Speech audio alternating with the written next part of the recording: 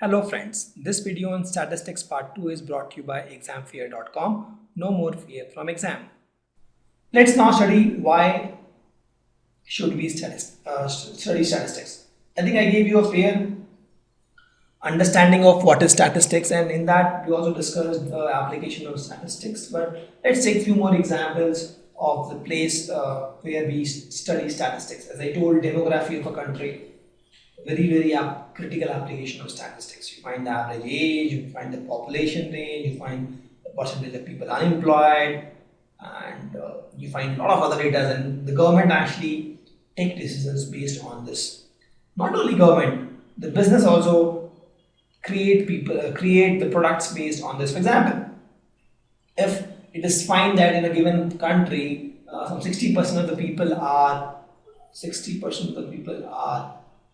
let's suppose 50 plus, then the business in that country will be more on products which caters to parents. If in a country A, in a country B, let's suppose the statistics says that 60% of the people are 10 minus 0 to 10 years. That means they have more, that country has more kids.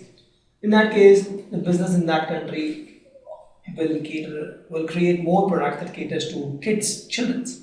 Right? So based on this data, also based on this statistics data on the demography, both the government and the business take appropriate actions. Okay, so government typically use it to design policies, and the business typically use it to create products. Factory is a good example of using statistics. So they want to know the average salary of the workers. For example, there are 5 workers, one supervisor is paid more and the actual laborers are paid less. They want to know the average salary of the worker. The owner of the factory want to know the average salary of the worker. They want to find the actual cost of the goods created, because, for example, if you want to create a shampoo, there's so many things involved, right? So you have the shampoo container, so you have the factory rent, you have electricity cost, you have labor's cost, you have transportation cost, so many costs. So based on everything, the factory owner will decide the average cost and what is the demand of this particular product, right? For example, if it is a t-shirt factory, then they'll decide which size to make more based on the data, right? If the pink color is more in demand, they'll make more pink color, and this information will come from the past data, right? If the medium size is in more demand, so for every 5 medium size, maybe they'll create one large size. If medium size is more demand for that particular model or for that particular area, because it depends, right? If you see some country, average people are more fat, some country average people are thin. Not even country, it is all area also. In some area people are fat, some people area are thin. So it all depends, right? If the factory caters to country A, and country A average people have size medium, then he will prepare more medium t-shirts, right? Less large t-shirts and stuff like that. Sales. So stock market, real estate trend, everything is statistics, right? Based on the trend, people invest in real estate because in the past they have seen the real estate has grown up, so they invest. Similarly with the stock market, it's all statistics.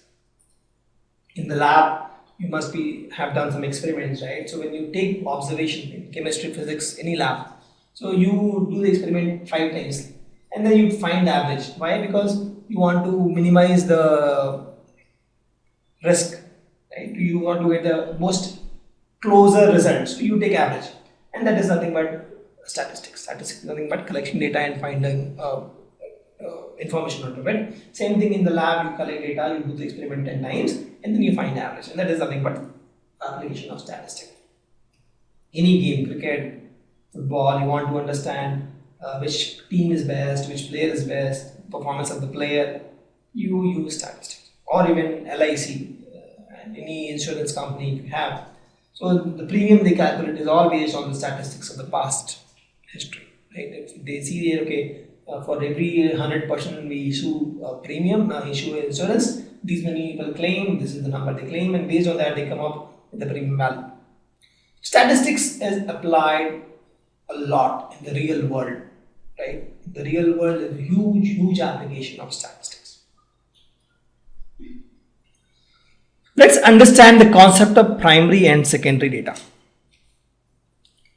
See, let's take some examples. Let's take an example of, we told what is data, and we have told that we generally collect data for a specific purpose. Right? So it has a purpose always.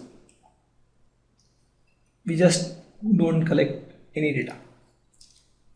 Okay.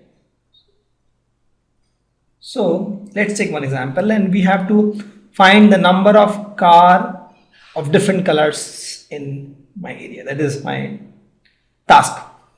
So for example, I have to find the number. For example, in my colony, I have 100 cars.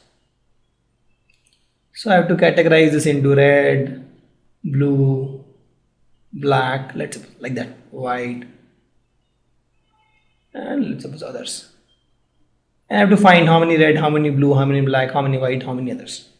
I can do that, right? How will I do? I'll actually go and visit all the cars and then note down. So that is a primary data, when the information is collected by the investigator himself or herself with a definite objective in mind. That is primary data. So in this case, you went and actually saw all the cards and collected this data, right? And you collected this data because you had this purpose in mind, because you wanted to find the data on the various car colors in your colony. Let's take one example. This is a primary data, and you have to find the age of students in your class. So what you will do? To do that, you have to actually go and ask each of your classmates what is your age, and then you will collect. That is primary data, because you are actually going and asking each student their age. Okay. Similarly, instead of age, you have to find, let's suppose, height. So to find height also, you have to actually go to each student and you have to either ask them their height, or you have to actually measure the height. Right? You have to do all the circles to get this data. Or let's suppose you have to get this data out, number of family members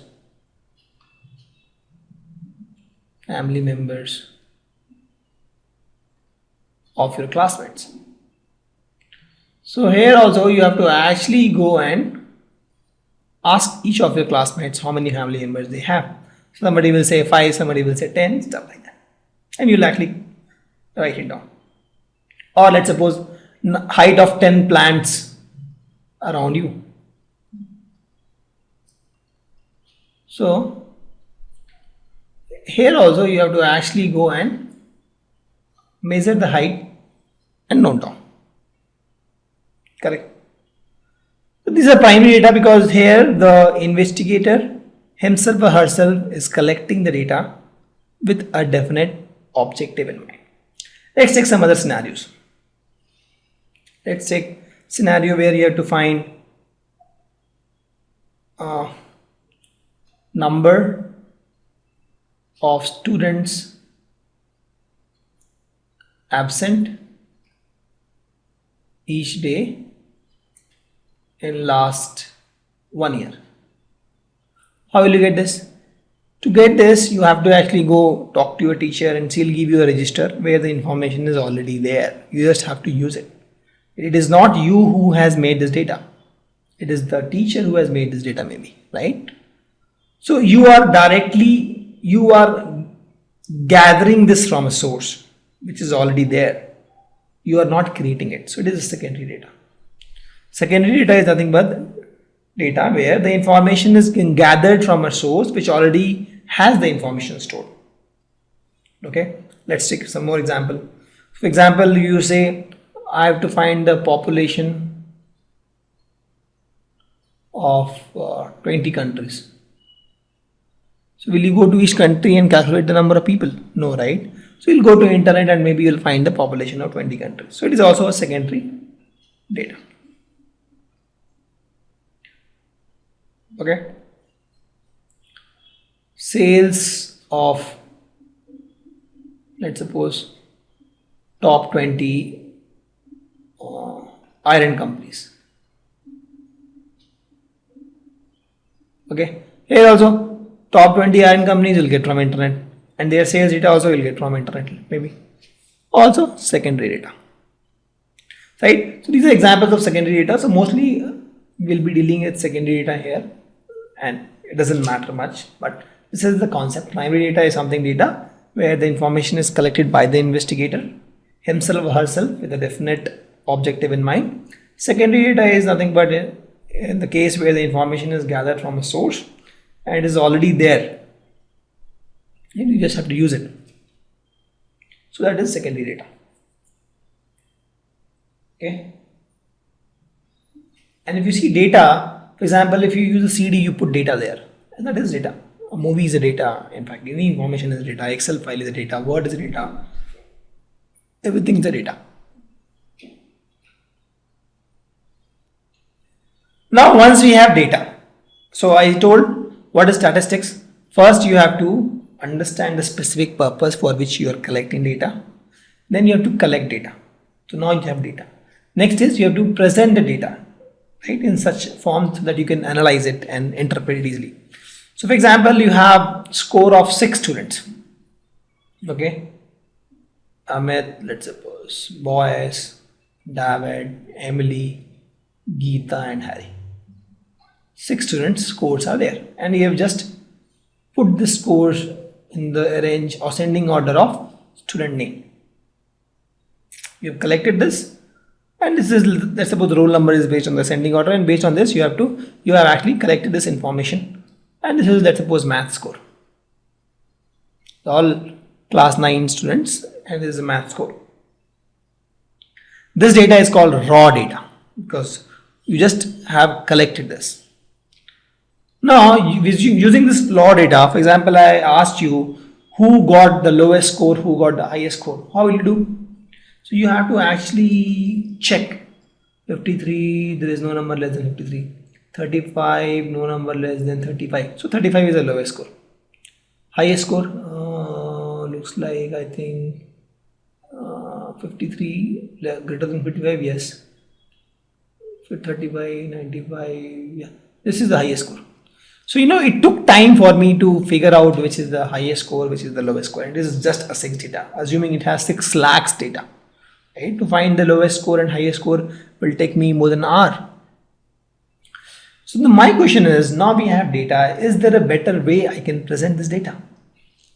So that at least I can easily find the highest score and I can find the mean score and stuff like that. Right? Because we'll be interested in knowing what is the highest score. Typically in the class, right, people say, okay, what is the highest score? Who has got the highest score? What is the lowest score? Who has got the lowest score? And what is the average score? So yes, there is a better way. So if you see here, we have rearranged this data. Now instead of order by name, it is order by number. The same data is rearranged. Now if somebody asks me what is the highest score, I will say 95. What is the lowest score? 35. So I will not even see. I will just see the top and the bottom. These are the highest and the lowest score. If people ask me what is the range of score, then I can say range is nothing but maximum minus minimum. That is 60 is the range of the score. So the same data, if you see, the same data is same in both the case. In both the tables, the data is same, but the way we present is different, and it matters. It matters actually, right? So on the right hand side, this is a better way. This is a better way to present this small set of data. Okay, this is the case where we have very small number of data, maybe 6 or 10. So we'll talk about scenarios where we'll deal with lakhs and lakhs of data. We'll see how to handle this. But this is just an understanding of the concept that if you have data, there's always a better way of representing the data. And you present the data with your convenience. For example, this is a better way if you want, if you're looking for maximum marks, minimum marks, and the range of the score. In that case, this is a better way of representing this data. Okay. Thank you. Visit our website examfear.com to watch more and more quality education videos. You can also attempt free online tests that are there in our website. You can also get access to tons of free study materials, and you can also find free tutors and mentors in this website. Thanks a lot for watching.